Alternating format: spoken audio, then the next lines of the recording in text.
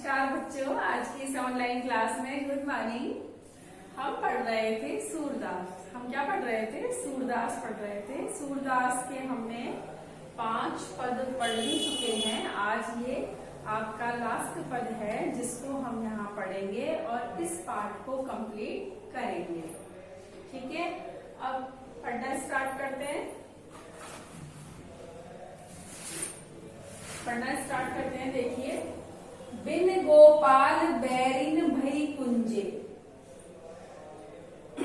तब ये लता लगती अति शीतल, अब भई विषम ज्वाला की पुंजे, वृथा बहती जमुना खग बोलत, वृथा कमल फूल अली। अली है ना, होते भौरे भौरे। ठीक है। पवन पानी घन सार संजीवनी, दधि सुत किरण भानु। भानु यानी सूर्य।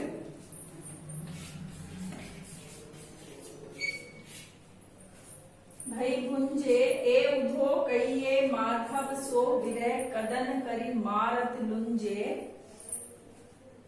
सूरदास प्रभु को मग जोबत, अखियां बही बरन जो गुंजे। गुंजे यानी गुंजा का फूल होता है, लाल कलर का जो फूल होता है ना गुंजा का, जिसको गुड़हल भी बोलते हैं, वो होता है। ठीक है। लुंजे यानी होता है विकलांग। लुंजे यानी क्या होता है? विकलांग।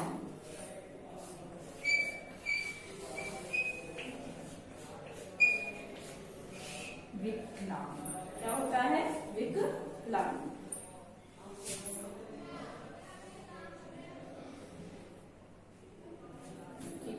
ये हो गया विकलांग। अब इसका अर्थ करेंगे। गोपाल यानी श्री कृष्ण, बैरिन यानी शत्रु, भई कुंज यानी वन। ठीक है।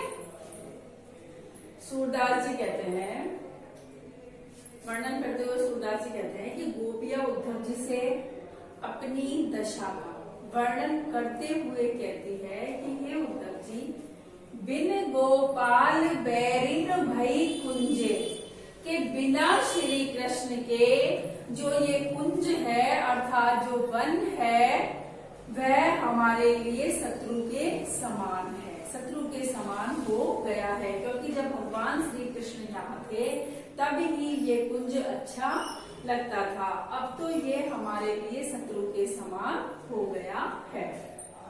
तब ये लता लगती अति शीतल, जब भगवान श्री कृष्ण यहाँ थे तब हम उनके साथ इन कुंजों में आया करते थे, तो इनकी जो लताएं हैं यानी पेड़ पौधे, लताएं होती है ना जो दीवार के सहारे चलती है, तब ये लताएं हमें बहुत शीतलता प्रदान करती थी। अब भई विषम ज्वाला की पुंजे, और अब भगवान श्री कृष्ण के बिना ये लताएं और ये कुंज विषम ज्वाला यानी विषम अग्नि का कुंज की तरह प्रतीत होती है, अर्थात ये शीतलता नहीं देती। अब क्या करती है? शरीर में आग लगाती है, जलन पैदा करती है। वृथा यानी बेकार में या व्यर्थ में। वृथा बहती जमुना खग बोलत, खग यानी पक्षी। देखो, बेकार में ही यमुना बहती है, पक्षी बोलते हैं, और वृथा यानी बेकार में ही, व्यर्थ में ही कमल के फूल खिलते हैं, और व्यर्थ में ही जो भौरे हैं उन पर गुंजन करते हैं। पवन पानी घन सार सजीवन, दधि सुत किरण भानु भई गुंजे। देखो, वायु, पानी, कपूर और चंद्रमा की जो शीतल किरणें थी, जो सब ये शीतलता प्रदान करती थी, वो हमें सूर्य की किरणों के समान तेज प्रदान करने वाली लगती है। यानी अब इनसे गर्मी लगती है, पहले ये सब चीजें ठंड पैदा करती है यानी शीतलता देती है, लेकिन अब भगवान श्री कृष्ण नहीं है तो ये शीतलता प्रदान करने वाले जो है ना वायु, पानी, कपूर और चंद्रमा की किरणें, वो भी सूर्य के समान प्रतीत हो रही है। ए उधो, हे उद्धव जी, कहियो माधव सु, यानी भगवान श्री कृष्ण के पास जाकर के कहना, विरह कदन करी मारत लुंजे, हे उद्धव जी, आप भगवान श्री कृष्ण के पास जाकर के कहना कि आपके विरह ने गोपियों को विकलांग बना दिया है। सूरदास प्रभु को मग जोवत, मग यानी रास्ता या मार्ग,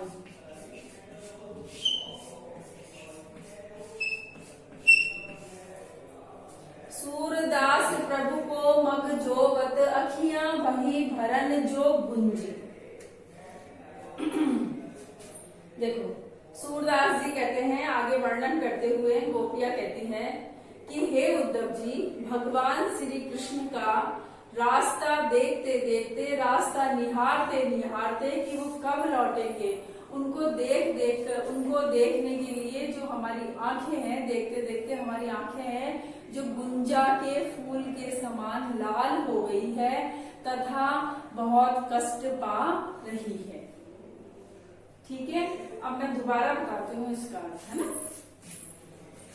विन गोपाल दैरिन भई कुंजे, सूरदास जी का वर्णन करते हुए कहते हैं कि गोपियां कहती है कि हे उद्धव जी, बिना श्री कृष्ण के जो ये कुंज है वो हमारे शत्रु हो गए हैं या शत्रु के समान लगते हैं।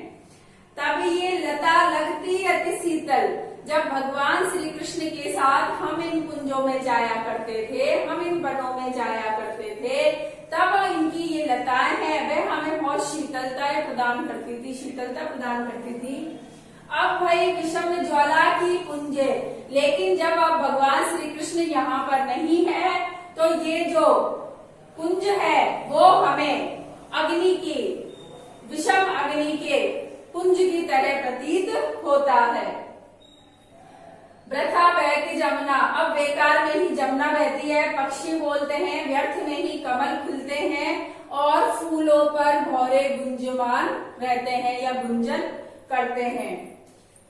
पवन पानी, कहने का मतलब यह है जब भगवान श्री कृष्ण यहाँ थे तब सब कुछ अच्छा लगता था, लेकिन उनके जाने के बाद अब कुछ भी अच्छा नहीं लगता है। पवन पानी, पवन यानी वायु, पानी, कपूर और चंद्रमा की किरणें जो अत्यधिक शीतलता प्रदान करती थी वह भी अब सूर्य की किरणों के समान तेज देने वाली लगती है। क्यों लगती है? क्योंकि भगवान श्री कृष्ण लौट करके नहीं आए इसलिए। ए उदो कईयो माधव से, कि हे उद्धव जी, आप भगवान श्री कृष्ण के पास जाकर के उनसे कहना कि आपके विरह ने गोपियों को अपंग अर्थात विकलांग बना दिया है।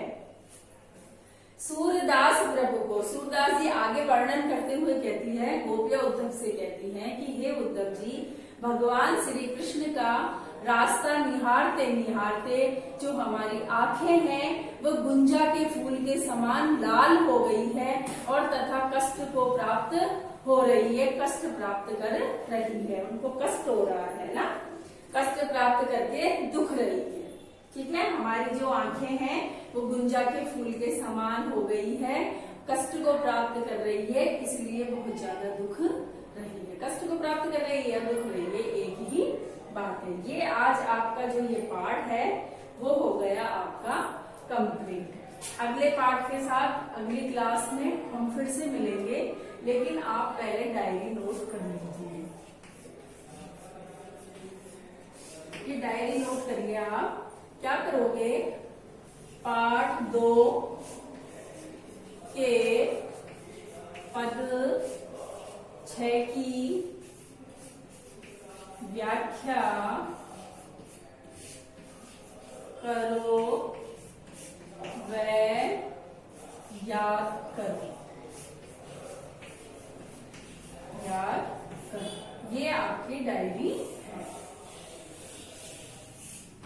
इसके अलावा यदि आपको फिर भी कुछ समझ में नहीं आता तो आप क्या करना, कमेंट बॉक्स में लिखना। नहीं लिख सकते हो तो फोन करना, फोन भी नहीं कर सकते हो तो आप ऐसे करना, चैनल है उसको सब्सक्राइब कर लेना, तो आपके पास जो भी ये वीडियो होती है ना वो उसमें आ जाएगी। एक बार कहते हैं ना बच्चे खुल ले रही है, तो वो देख लेना आप, है ना।